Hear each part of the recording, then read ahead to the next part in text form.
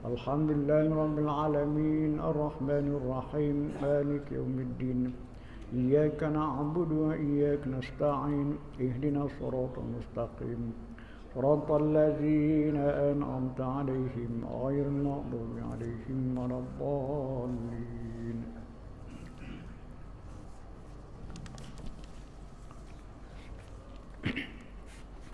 Bismillahirrahmanirrahim. Alhamdulillahi rabbil alamin wassalatu wassalamu ala asyrafil anbiya wal mursalin wa ala alihi wa sahbihi ajma'in. Subhanaka la 'ilma lana illa ma 'allamtana innaka antal alimul hakim. Rabbi shrah li sadri wa yassir li amri wahlul 'uqdatam min lisani yafqahu qawli. Qala al-mu'allif rahimahullahu ta'ala wa nafa'ana bihi fid dharain amin. Muka surat 194 194. A'udzu billahi minasyaitonir rajim. Bismillahirrahmanirrahim.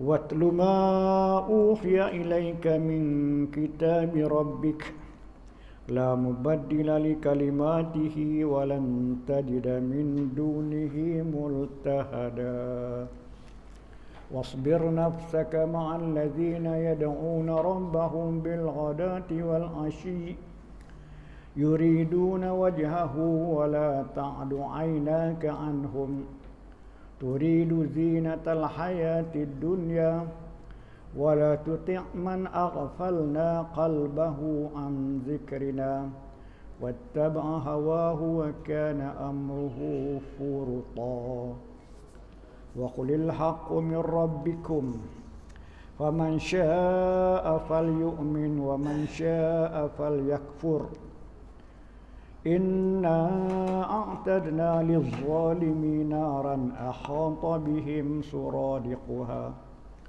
وإن يستغيثوا يغاثوا بماء كالمهل يشوي الوجوه بئس الشراب وساءت مرتفقا إن الذين آمنوا وعملوا الصالحات أن لا نضيع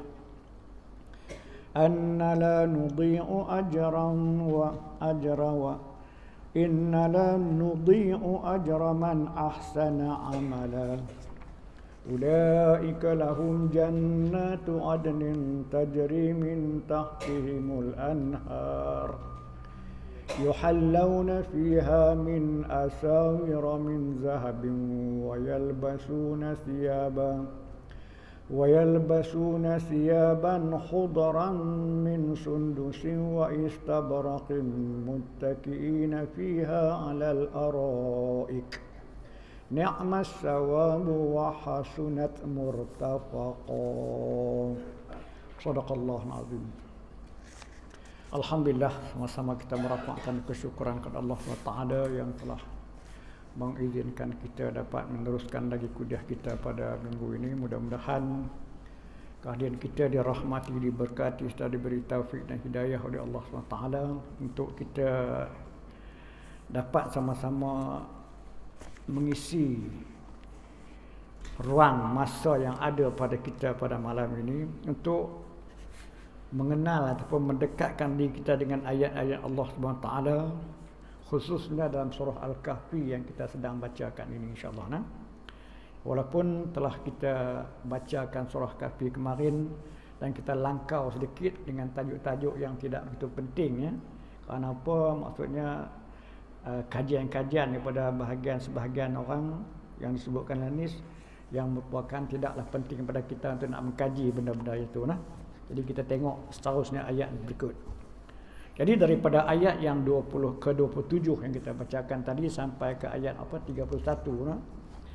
Bismillahirrahmanirrahim. Dan bacakanlah apa yang diwahyukan kepada engkau dari kitab engkau. Tidaklah ada yang dapat mengubah kalimat-kalimatnya dan sekali-kali tidak akan engkau dapati selain daripadanya tempat berlindung. Ayat 28. Dan sabarkanlah dirimu bersama orang-orang yang menyeru Tuhan mereka di pagi dan petang hari kerana mengharap keredaannya.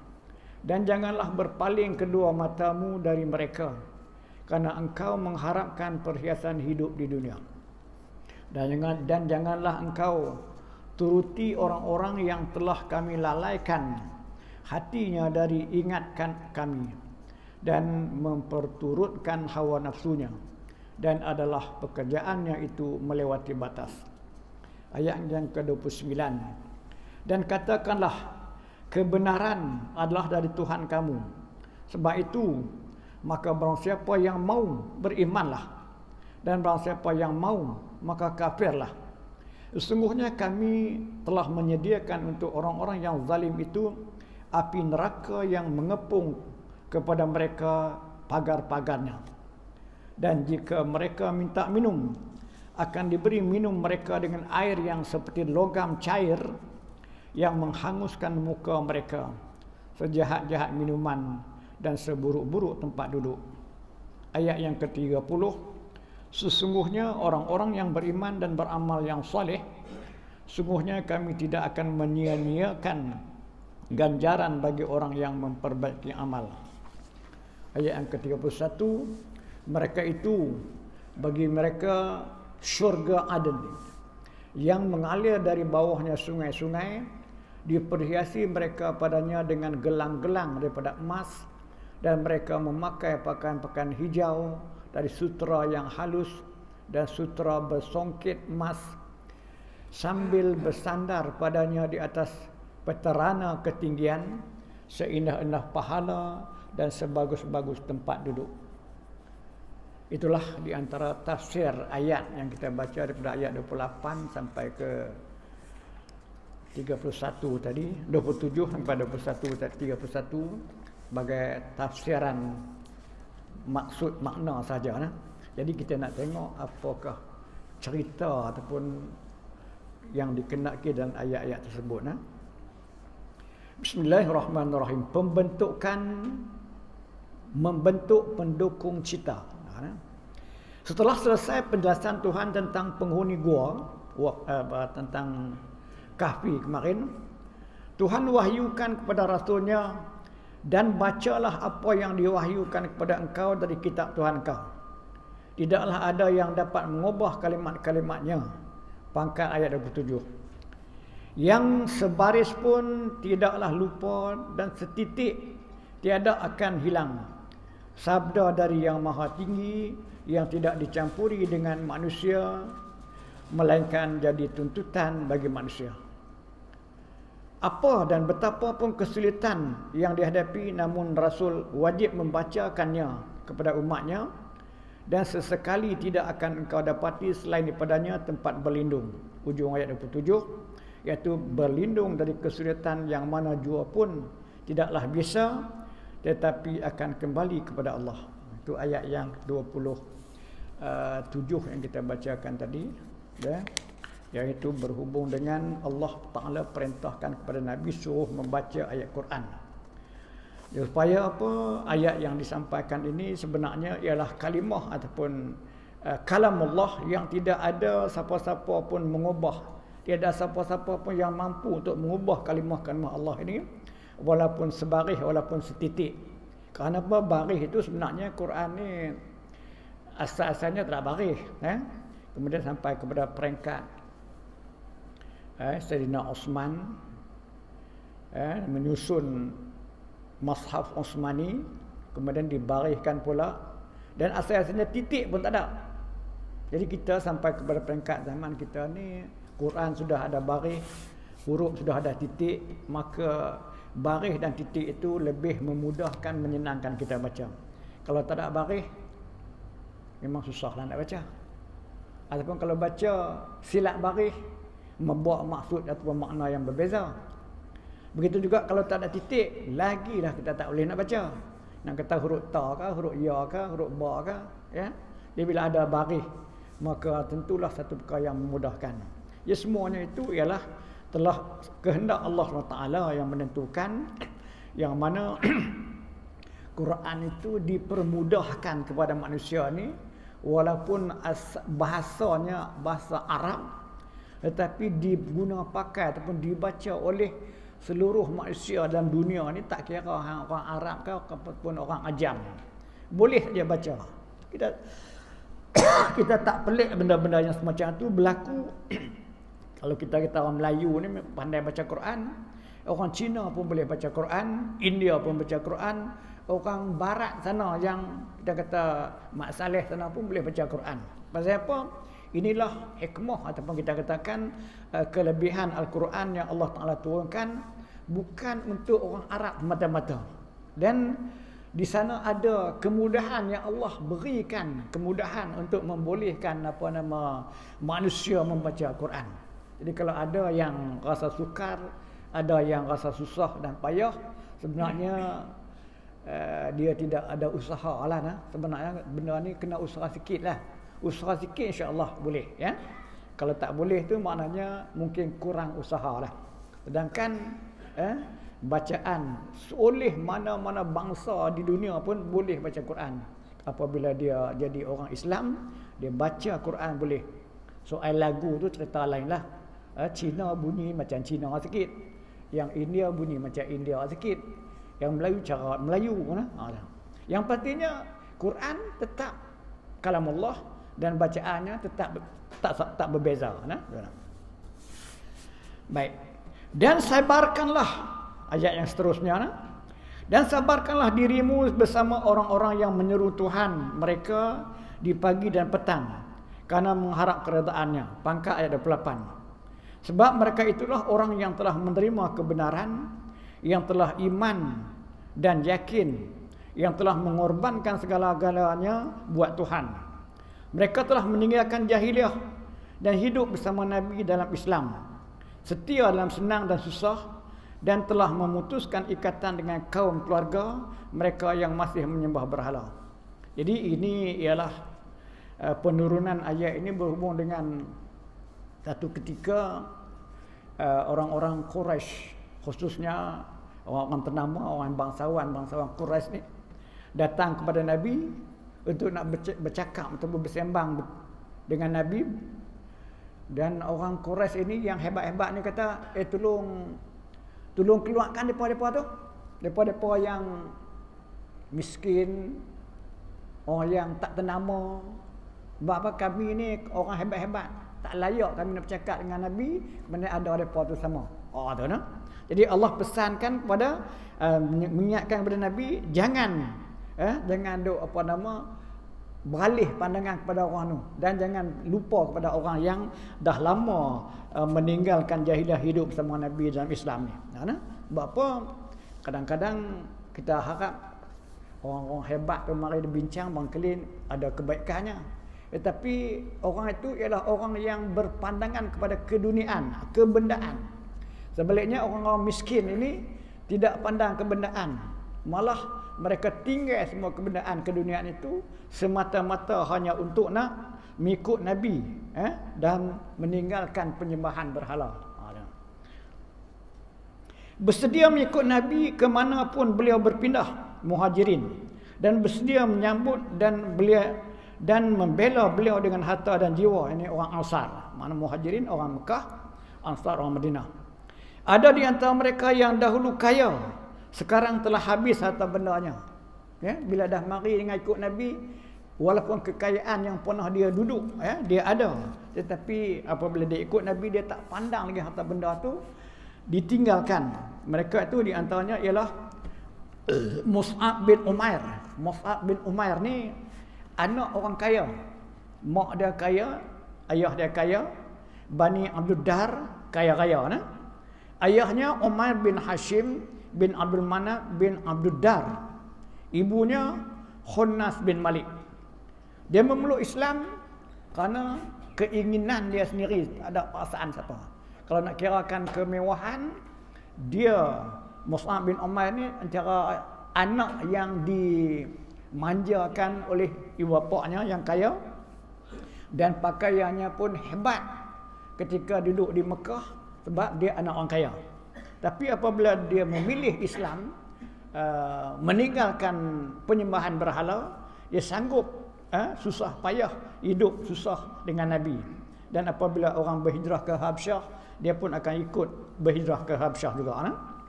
Dia mati dalam peperangan Uhud. Dalam kematian dia itu, Nabi menangis dan sahabat-sahabat pun nangis. Kerana apa? Mengenangkan Mus'ab ni ketika duduk di Mekah, anak orang kaya, hebat, pakaiannya hebat. Tapi bila dia mati, kain nak kapan pun tak ada. Tarik ke bawah, nampak muka. Tarik ke atas, nampak kaki. Kerana apa? Kemiskinan. Tapi itulah yang dia redha kerana mengikut agama Nabi Muhammad, ikut agama. Itu Mus'ab bin Umair yang dikatakan ada di antara mereka yang dahulunya kaya, sekarang telah habis harta bendanya. Habis harta benda ni bukan pasal apa. Ibu bapaknya kata kalau nak ikut Muhammad, istilahnya 1 sen pun aku tak bagi. Ada 1 sen pun aku tak bagi. Dia rela, tak apa, tak bagilah. Tetap berikut Nabi Muhammad walaupun terpaksa berhijrah. Berhijrah ni maknanya penghijrahan yang dikatakan apabila penderaan, siksaan yang hebat, maka Nabi arahkan suruh berhijrah ke Habsyah. Ada di antara mereka pemuda yang telah putus dengan orang tuanya, ya. Di mananya termasuk juga lah Mus'ab bin Umair juga dah tak peduli dah. Sebab apa? Mak kaya, ayah kaya, terpulanglah ayah punya kaya. Itu hak mereka. Tapi dia memilih Islam merupakan satu pilihan yang lebih tepat dan lebih hebat lagi. Ada di antara mereka bekas budak. Bekas budak ni maknanya hamba. Termasuklah dikatakan Bilal bin Rabah tu merupakan orang yang hamba juga. Di antaranya ialah di sini kita katakan Habab al-Arat. Habab al-Arat. Dia bekas hamba juga. Kerja dia tukang besi. Tapi apabila dia memilih untuk memeluk Islam, maka dia tak kisah lagi dah tentang tugas-tugas dia. Tukang besi ni maksudnya bukan buat pisau getah, bukan pisau ni, buat pedang lah, nak berperang. Dan kebanyakan apabila orang datang tanya, Habab, pedang aku dah siap lagi? Pada ketika tu dia dah mula, orang kata apa, dah menerima Islam. Dia cakap pun dah tak teringat dah kepada pedang yang dia buat tu, ya. Kepada akhirnya dia pun mendera Habab bin al-Arat ni, sehingga akan dikatakan sampai tukang besi yang dia duk bakar tu, besi itulah diletakkan di leher dia. Kerana apa? Nak bagi sakit, menyeksakan. Jadi tak cukup dengan itu, dia panggil bagi bekas tuan dia, tuan Habab yang dulu dia hamba, tuan dia mendera dengan besi panas, ya. Tapi akhirnya Allah SWT membalas balik tuan dia tu. Akhirnya dia kena penyakit yang cukup menyeksakan hingga dia mati.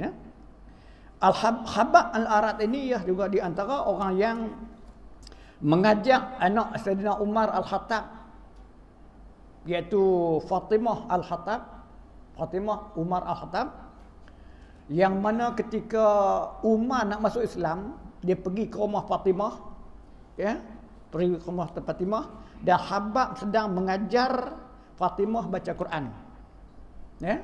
Ketika itulah datang Umar, cadang-cadang ni nak bunuh, ya. Tapi apabila didengar apa Habab baca Quran, tak jadi nak bunuh. Akhirnya dia tanya di mana Muhammad ada, ya. Ditanya di mana Muhammad ada, aku nak jumpa Muhammad. Rupa-rupanya ketika itu Allah Ta'ala sudah dengan mendengar satu ayat daripada ayat yang dibaca itu, surah Taha kalau tak salah saya, maka dia dah beralih hati nak menerima Islam. Itu. Dan yang teruk sekali, ya, Ammar bin Yasir. Ammar bin Yasir ataupun Ammar dan keluarga Yasir. Ammar bin Yasir, ibu dia Sumayyah. Ketiga-tiga beranak ini mati syahid. Kerana apa? Bukan pasal apa? Diseksa juga dengan besi-besi panas. Ini ialah yang dikatakan orang-orang yang miskin, orang yang susah, orang yang hamba, yang mengikut Nabi, yang bangsawan-bangsawan kata ni, orang ni tak layak duduk dalam majlis aku. Kerana apa? Mereka ni orang yang rendah. Kami nak bincang dengan hang. Tolong halau kat depa keluar sikit. Oh, itu nah. Satu lagi yang saya lupa nak sebut ialah Abu Zar Al-Ghifari, ya. Abu Zar Al-Ghifari pun juga bukanlah orang kaya. Dia datang daripada pedalaman Ghifar, kampung Ghifar, ya. Nama asalnya Jandub bin Junadah. Itu dia, kabilah Ghifar, dan dia di sana cukup jauh datang ke Mekah semata-mata nak cari Nabi Muhammad SAW. Dan kedatangan pada ketika itu Mekah memang sedang cukup hebatlah jahiliahnya. Berhala-berhala memang duk tergantung di Kaabah, ya. Dia datang sebagai menyamar dirilah, seolah-olah datang macam orang pengembara datang nak tumpang berteduh berhenti, ya.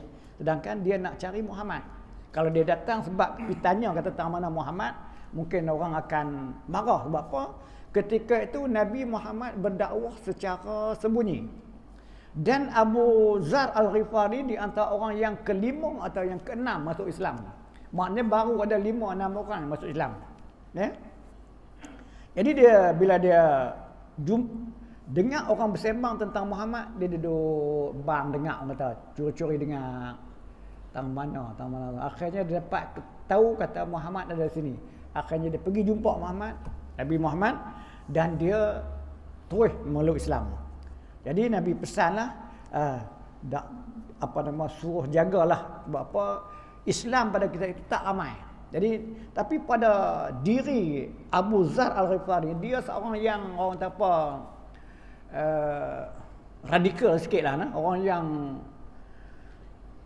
suka tak boleh sabar ni. Dia apa nak kata, kalau orang satu hal dia tak boleh nak kontrol. Jadi dia pergi, setelah dia meluk Islam, dia pergi ke Kaabah dalam keadaan orang Quraisy yang sedang duk, orang tak boleh pun tawaf juga. Tawaf Kaabah yang ada patung berhala. Hebatnya orang sana ni, orang Quraisy tu, depa tawaf sampai bertelanjang. Pasal apa tu? Nak menunjukkan kesucian dia tu. Tak mau campur kain-kain.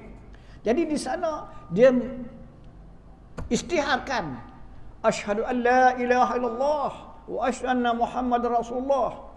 Bila orang dengar, orang marah dia, orang pukul dia. Pukul sampai pengsan. Punya pantang dengar, ya. Pantang dengar kata orang memeluk Islam. Jadi apabila dia sedar, dia didatangi oleh Hamzah Sayyidina Abbas, ya, Sayyidina Abbas pun pada ketika itu belum masuk Islam. Dia kata jangan pukul dia. Dia ni orang Ghifar. Ghifar ni, kita ni ahli pedagang. Satu masa bila kita berdagang, kita akan lalu ke kampung Ghifar. Apa kata kalau dia bagi tahu kepada penduduk Ghifar, orang Mekah, kita rompak habis. Jadi maka akhirnya mereka pun dengar nasihat Abbas tadi, tak jadilah pukul dia. Begitulah. Begitu juga ketika dia melihat orang-orang perempuan menyembah berhala, dia marah, kutuk berhala itu. Kutuk perempuan-perempuan tu. Akhirnya perempuan tu menjerit dan orang datang pukul lagi dia. Begitulah Nabi kata, dalam keadaan kita begini janganlah terlalu radikal sangat, biar pelan-pelan sikit. Akhirnya dia balik ke kampung dia, menceritakan kepada penduduk. Akhirnya kebanyakan kabilah Ghafar dan kabilah Aslam telah memeluk Islam dengan ajakan ataupun dakwah daripada Abu Zar Al-Ghifari. Dan penduduk Aslam ini merupakan kumpulan perompok dan penyamun raksasa hebat. Maknanya kalau sekira memang terkenal lah kampung Ghifar dan Aslam ni, kumpulan perompok penyamun yang kalau hampa lalu sana memang hampa kena. Kalau itu depa pun tak jadi pukul dia. Jadi begitulah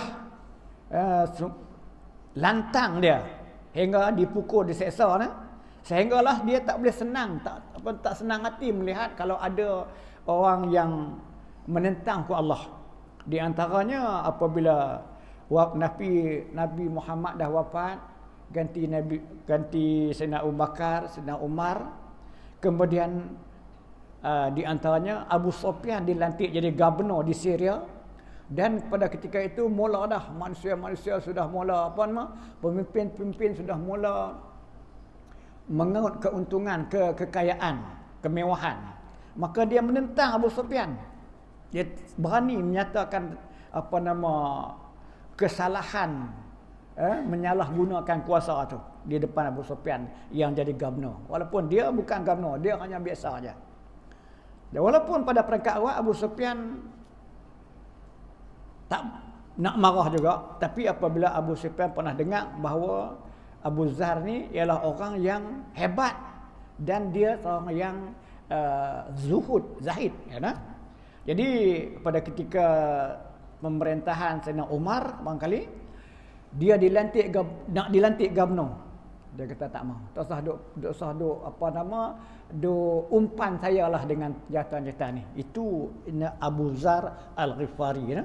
Maknanya hebatnya Abu Zar Al-Ghifari bukan orang hebat, orang yang tak hebat, ya, tapi hebat dari segi keimanan.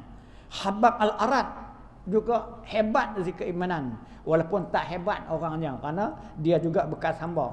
Mus'ab bin Umair orang asalnya hebat, anak orang kaya, tapi bila masuk dalam Islam dia memilih untuk susah, payah, derita, ya, sehingga kan mati dalam perang Uhud. Sehingga kemiskinan dia tu terbawa-bawa sehingga ketika mati kain kapan pun tak ada. Dan begitu juga Ammar bin Yasir dan ibunya Sumayyah sekeluarga mati syahid kerana diseksa oleh orang-orang Quraisy. Jadi ini orang-orang yang berada di pihak Nabi, ya. Ada di antara mereka bekas budak yang telah mendapat kembali harga diri kerana iman. Maknanya walaupun dia budak, mana hamba, apabila dia dibebaskan, dia dapat bebas balik, maka jadilah sebagai orang yang ada harga diri. Pagi dan petang mereka menyembah Allah dengan tekun, dan mereka yang berbagai corak itu telah bersatu dalam satu ikatan, iaitu ikatan Islam. Jadi Islam. Jadi itulah peringkat awalnya Islam ni dipelopori oleh orang-orang yang mustad'afin, orang yang lemah-lemah, orang yang hebat-hebat tak mau kepada Islam. Abu Sufyan ni pun dah lama dah baru masuk Islam. Ketika Ketika pembukaan Makkah, Hudaybiyah, baru dia masuk Islam. Dia pun itu pun dalam keadaan orang kata dah terkepung sangat dah. Nabi kata dia orang yang berpengaruh. Nabi kata siapa-siapa yang masuk dalam masjid dia selamat. Siapa-siapa yang masuk dalam rumah Abu Sufyan dia selamat. Abu Sufyan nak sangatlah disanjung macam tu. Akhirnya dia pun masuk Islam. Termasuklah isteri dia, Hindun, yang gigit kunyah jantung Sayyidina Hamzah tu. Tersepit masuk Islam. Walaupun mereka ni bila dah Islam tu Islam sungguhlah. Hendaklah engkau wahai utusanku Nabi Muhammad, demikian firman Tuhan, tahan dan sabar hidup bersama mereka dan pemimpin mereka. Sebab orang-orang itulah yang akan jadi pendukung Islam yang sejati kelak. Mana orang-orang yang miskin, orang yang hamba-hamba inilah yang bakal menjadi pemimpin. Dan janganlah berpaling kedua matamu daripada mereka. Maknanya mereka ni orang miskin, ni mari orang kaya. Janganlah hantar pandang dia. Tuhan pesan. Artinya hadapkanlah sepenuh perhatian kepada mereka yang miskin tadi. Kerana engkau mengharapkan kesusahan hidup dunia. Sebab apa? Kalau tadi orang nu yang hebat ni, Quraisy yang bangsawan-bangsawan tadi hebat, jangan duk pandang kat depa tu. Ini pun satu pengajaran yang Allah Taala ingatkan kepada Nabi supaya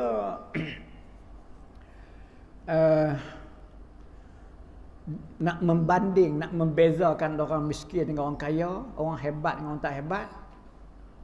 Kita dah baca dulu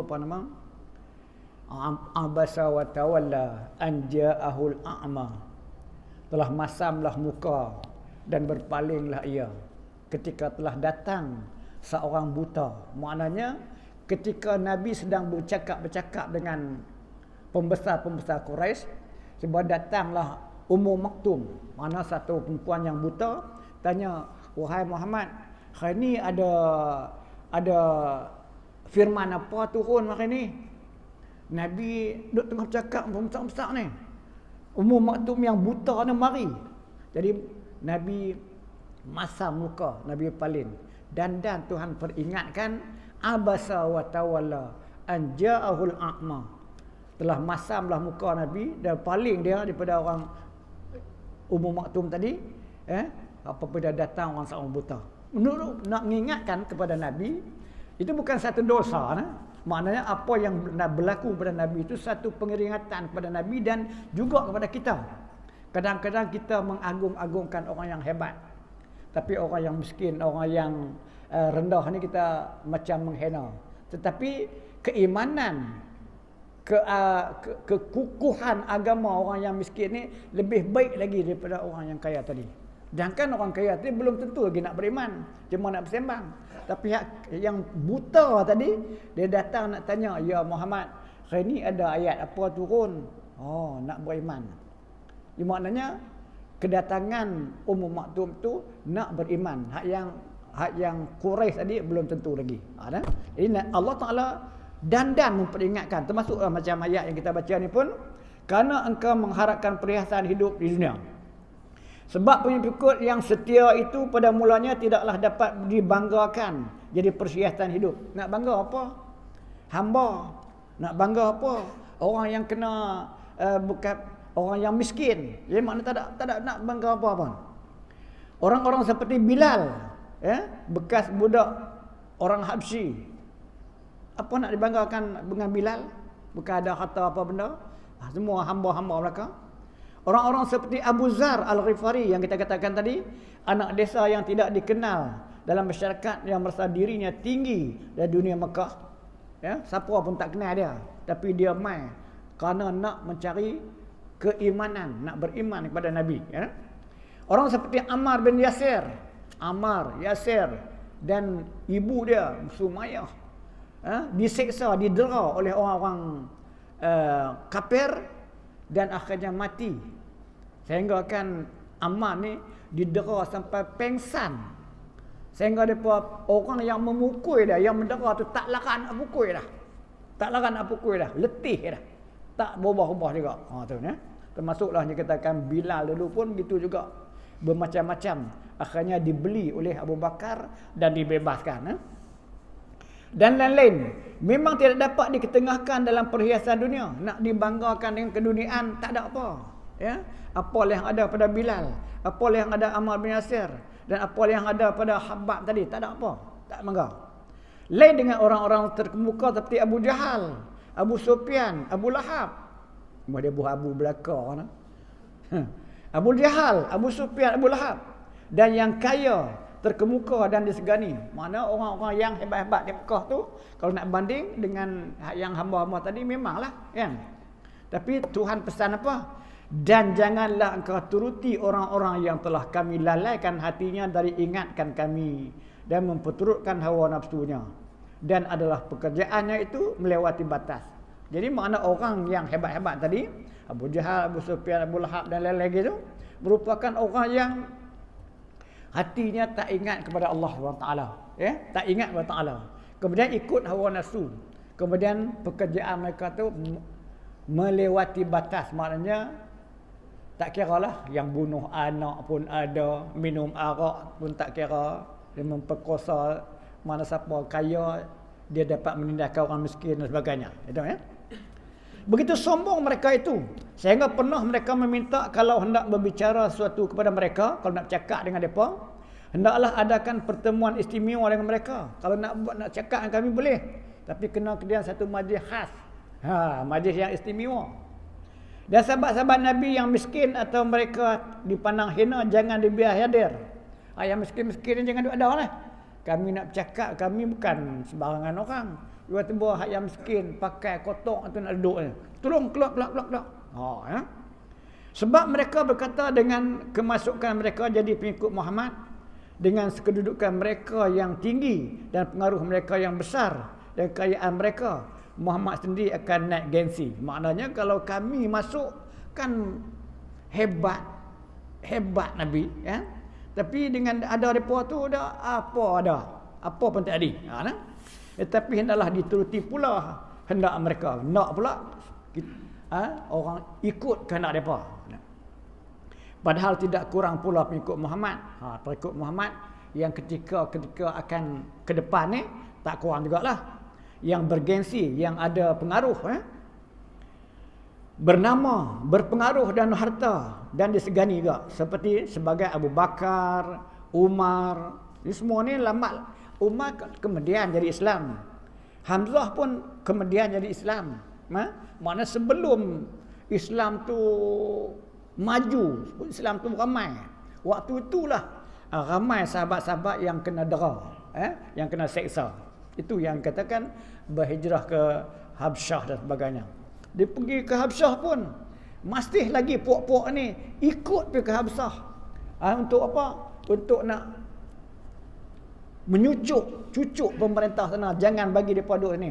Depa ni buat kacau. Tapi ketika tu Ja'far bin Abi Talib ni dah jadi Islam, dialah jadi kepala ataupun pemimpin rombongan itu. Dia menceritakan, kami dulu jahiliah, kami begini. Sekarang ni kami dah Islam, kami dah tukar begini. Kami dulu jahiliah, begini. Sekarang kami dah Islam, dah jadi elok. Akhirnya pemimpin Habsyah menerima mereka dengan baik. Kami tak layan pada balik. Setelah mereka jadi pengikut Muhammad, mereka lemparkan perhiasan dunia itu semua. Maknanya Osman, Abu Bakar, Umar, Hamzah, Ja'far dan mereka pun hebat. Tapi bila dah hebat tu, bila masuk Islam, keduniaan mereka dah tak kisah dah. Bukan seperti orang kafir tadi masih mengagung-agungkan perhiasan dunia. Mereka pergi duduk sama rendah, tegak sama tinggi dengan Bilal, orang miskin. Walaupun mereka orang hebat, tapi bila dah masuk Islam, dia duduk sama dengan Bilal, Abu Zar yang miskin dan lain lagi. Mereka berlomba menegakkan iman taqwa, sembahyang pagi dan petang hari. Maknanya begitulah dalam dah jadi Islam, menegakkan keimanan, taqwa, sembahyang dan sebagainya. Nabi Muhammad dilarang mempedulikan permintaan orang yang memperturutkan hawa nafsu dan melampaui batas tu. Nabi ditegur, dilarang, terus ada ikut puak-puak tu. Puak-puak yang mana? Puak-puak Quraisy yang mengaku bangsawan hebat tu. Sehingga kan kalau kalau kami nak bincang, ni puak-puak miskin ni tolong keluar. Tak layak duduk dalam majlis kami. Jadi Allah memperingatkan kepada Nabi dan memperingatkan juga kepada kita supaya jangan kita jadi memandang keduniaan menghina orang yang beriman. Tersebut sebab-sebab turun ayat ini yang menyuruh Nabi SAW bersabar hati menghadapi dan membimbing orang-orang yang tetap menyeru asma' Tuhan mereka pagi dan petang. Artinya supaya Nabi duduk bersama mereka dalam majlis mereka, baik mereka itu kaya ataupun mereka itu orang miskin, baik mereka itu kuat ataupun orang lemah. Jadi Tuhan ingatkan supaya jangan buat macam tu. Apa dia?